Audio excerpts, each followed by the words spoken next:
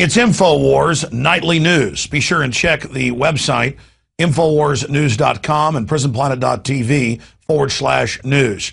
We're now joined by longtime liberty activist Gary Franchi, who's been very successful in everything he's done, from promoting Aaron Russo's great film, America, Freedom to Fascism, to making documentary films and producing his own daily TV show, The Reality Report. I wanted to get Gary on to talk about his ideas of how we can hopefully even energize the population more to a higher level to ensure that Ron Paul wins the Republican nomination for president in 2012.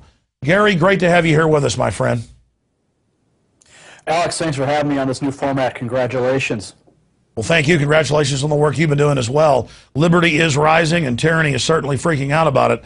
And later I've got a question about Illinois, because you're up there with the 75 years the guy's facing because he dared film the police in public. But first, this hoax that Ron Paul can't win, even though he's a top-tier candidate in the top three in every poll, every straw poll. What's your view on that? Is the hoax successful? Actually, I believe the hoax is going to backfire on itself, because when you have the media parroting talking points that are being handed down from on high, and the people seeing different results in their own investigative research online, these two worlds collide, and it causes the American people to realize what's actually happening and make the sound judgments that we hope that they would make. So I think in the end, this hoax is going to backfire, and it's up to the alternative media, it's up to the people themselves to make the ultimate choice. Well, the hoax began to backfire just a few weeks ago when even The Daily Show had this huge compilation of every network saying the same thing. Well, number one is this, number two is that, number four is this person, never mentioning who was number three. Or in polls where he was number two, they would mention number one and number three. Or if he won the New Hampshire straw poll, which is even more coveted than Iowa, no coverage. So it has backfired, but still, some people say, yeah, I like Ron Paul, but he can't win. Ron Paul wasn't even in the top 5 3.5 years ago in the 2008 election. He's in the top 3 right now, and I think it's mission number 1 to get the word out that he is the only person who isn't an establishment candidate, the only person who isn't bought and paid for, like Obama, Rick Perry, people like Mr. Carbon Tax, Mr. Obamacare author Mitt Romney. What's your take on the two guys that the system is pushing, Mitt Romney and Rick Perry? Well, the world is soon going to see our first attack ad that we're going to be producing. You're going to hear, the people are hearing it here first, actually, with our Revolution PAC. We're producing a commercial to go after Romney, to go after Perry, and expose them as the plastic men that they are. And I think that they're just the polished central casting figures that the American people have been sort of groomed to accept. They spit out the talking points that come down from the Republican Party. They toe the party line, and they are easily corruptible through all the different lobbying money and through their dirty campaign finance work. So the people are going to see this through the work that we're doing with the Revolution PAC and through alternative media. Isn't it coffin nails for Perry and, of course, for Mitt Romney for their campaigns? If Ron Paul brings up that Mitt Romney's a carbon taxer and gets praised by Al Gore, that Mitt Romney wrote Obamacare, that Rick Perry was the chief of staff for the presidential campaign of Al Gore, and then in '93 supported Hillary Care, NAFTA superhighways, Bilderberg meetings, forced inoculations of Gardasil. I mean, Rick Perry, it's hard to imagine somebody worse and more fake than this guy. I think Ron Paul needs to go on the attack. I know he's a gentleman, but now is the time to go on the attack. What's your view on that? Well, I think we have a short window of opportunity where Ron could actually come out and go on the offensive. You know, those two candidates, Rick Perry and Mitt Romney, they have so much baggage. They have so many angles that we could pierce their armor with. That, I mean, you went down a whole laundry list.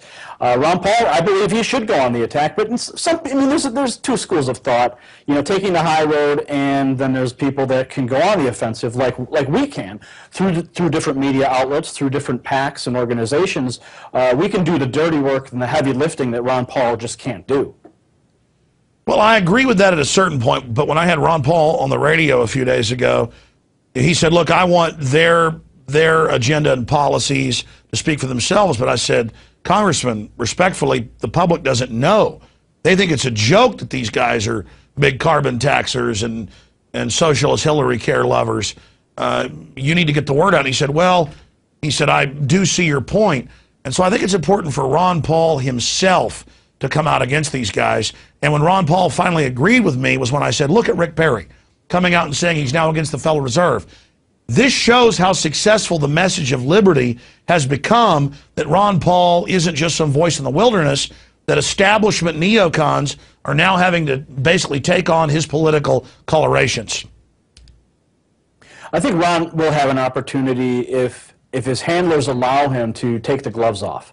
You know, Ron has an established cadre of individuals around him that are assisting him through the campaign, and I think that they do have a specific strategy, and it's hard for them to deviate from some of those strategies. So I think the only opportunity he will have is either if he puts out his own campaign ads, going on the offensive, or if he just goes after them like a pit bull in some of these next upcoming debates. The debates get a lot of coverage, and I think as we're dwindling down to these top-tier candidates, the opportunities are going to increase. So he's got to capitalize on those moments.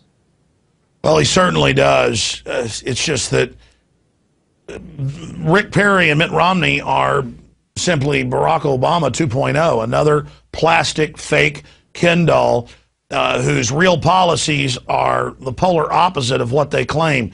Shifting into other issues, you know, Ron Paul has been spot on about the inflation tax, the private central banks wrecking our society. And now, even the Wall Street Journal has reported internal memos at Goldman Sachs are telling some of their biggest investors, get ready for a total implosion of our economy in the next 6 months. But they're telling their general investors everything's going to be rosy.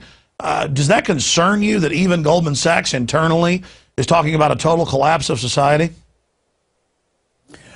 Well, I think absolutely. You know, Alex, you have been talking about this for years. Ron Paul's been talking about this for years. We've been reporting on these things for many, many years. So it really shouldn't come as any surprise that when you have a nation based on a fiat currency, you have a Federal Reserve System that bailouts trillions upon trillions of dollars, just devaluing the currency. But there are results. There are results that occur based on those decisions, and collapse is one of them. So it's up to the American people to brace for impact as we move into this fallout that's going to happen from these decisions. Gary, I agree with you, and I think it's absolutely central, something that Ron Paul's talked a lot about when I gave a speech with him 6 years ago outside Austin in Bastrop. He made the point that when they implode the global system because of the derivatives time bomb, this impossible to pay back fraudulent Ponzi scheme black hole, that the system that has engineered the crisis is going to pose as a savior, and that it was essential to expose that they were the authors of all of the economic and political pain that we're going through, or they will pose as the saviors and get even more power out of it. In closing, I want to get your take on a story that's gotten international attention. A 41-year-old mechanic who filmed police in public. He has now been charged and is facing life in prison for taping the police. And the police know that federal and state courts have thrown this out. There's no perception of privacy when you're in public. They know the law doesn't say that, but people are actually being sent to prison for videotaping police. I think this is one of the scariest things I've seen happen in modern times, that police and then prosecutors would actually go after people for doing something they know is legal and then tell basically brain-dead juries that it was the law that they can't do this and send people to prison. What's your take on that?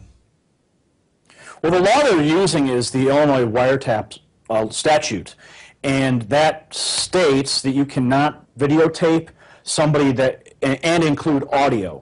When I used to work for a large retail outfit and we would do security and we would actually monitor shoplifters, one of the things, that was one main points that we were told, is that we cannot audio tape the people who we are actually reviewing, the shoppers. So we could only use video.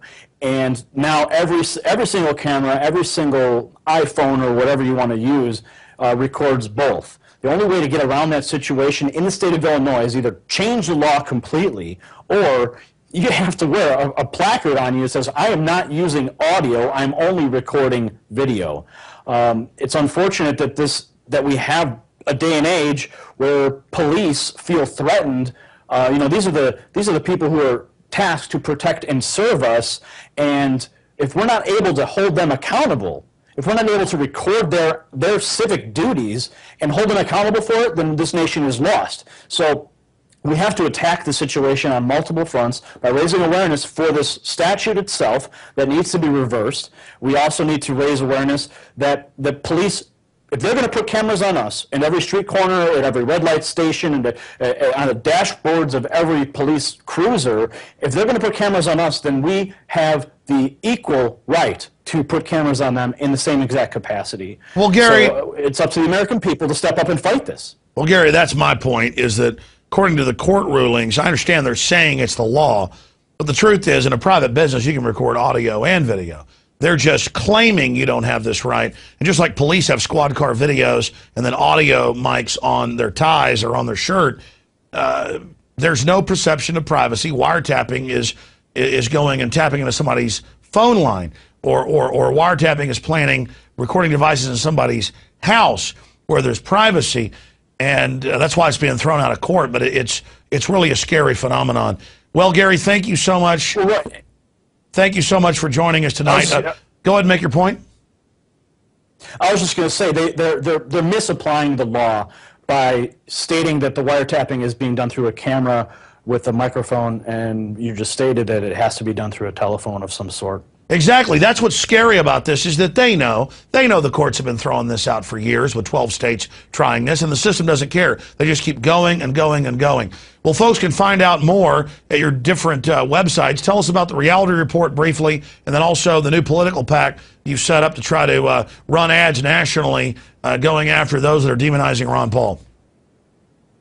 Reality Report, we put out a weekly show, and we try to cover some of the hot button current events issues and give people solutions to act on those issues. RealityReport.tv is the website for that, and the Revolution PAC is a super PAC that we organize with leading scholars, authors, and activists such as Tom Woods, and our focus is on raising funds so that we can put out high-quality professional commercial advertisements to support Ron Paul.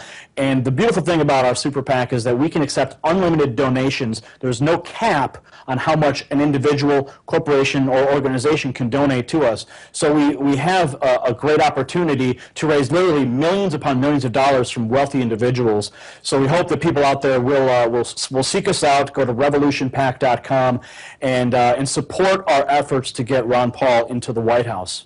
Well, Gary Franchi, you're definitely a man in the arena, and great luck. Go with God when it comes to going after Rick Perry and Mitt Romney with their real records. Thank you so much, Gary, for joining us. It's a pleasure being here, Alex. Pleasure having you. Me. All right, ladies and gentlemen, there goes Gary Franchi. That is it for the second edition of InfoWars Nightly News. I want everybody to have a great holiday coming up on Monday, and we'll be back here live Tuesday, 7 o'clock Central. That's 8 p.m. Eastern for InfoWars Nightly News. The websites are InfoWarsNews.com and PrisonPlanet.tv/news. I'm Alex Jones, signing off from the front lines of the InfoWar. Have a great and blessed weekend.